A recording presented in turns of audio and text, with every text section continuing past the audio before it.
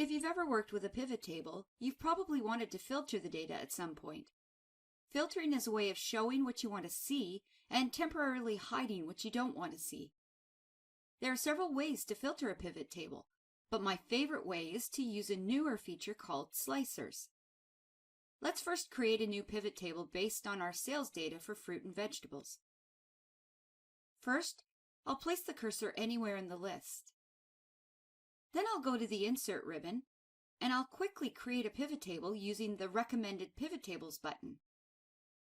I think I'll just choose the first option. This will work for us.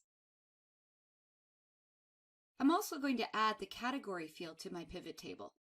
Let's drop it into the Columns box. Now, I don't always want to see all of the data in my pivot table. Maybe I'd like to temporarily hide the information about vegetables and only show the fruit. One way to do this is to use the column labels and row labels drop-downs, but I find this a little cumbersome. Another way to filter the pivot table is to go over to the Pivot Table task pane, mouse over the field names, and use the Sort and Filter drop-downs that appear. Still, this takes a lot of clicks to add and remove a filter. Well, let's take a look at how we can use slicers to filter our pivot table. Slicers can be added using either the Insert ribbon or the Pivot Table's Analyze ribbon. Since I'm already on the Pivot Table's Analyze ribbon, I'll click the Insert Slicer button. Now, all I have to do is select all of the ways that I think I'll want to filter my pivot table. I think I'll choose Product, Category, and Country, and then click OK. Now I have 3 slicers that can be moved around and resized. When I want to filter my pivot table, all I do is click on the options I want in the slicers. In this case, I only want to see data from Canada and Australia for fruit, and just the bananas.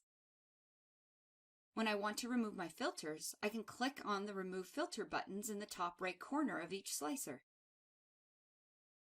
If I have a slicer that contains a lot of entries, like our product slicer, sometimes I like to display options in 2 columns so I don't have to use the scroll bars. I'll click on the product slicer, go up to my Slicer Options ribbon, and toward the end of the ribbon, I'll change the column count to 2 columns.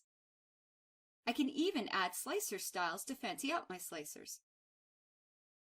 If you decide you don't want a slicer anymore, you can just select the slicer and press Delete on your keyboard. It's that simple. Slicers are a fun and easy way to filter data in your pivot tables. Thanks for watching, and I hope you found this video helpful. If you want to discover many more tips and tricks, be sure to subscribe to our channel so you don't miss a thing. And if you'd like information on how to attend one of our courses or speak with somebody about software consulting or database support, hang tight and the information will pop up on your screen.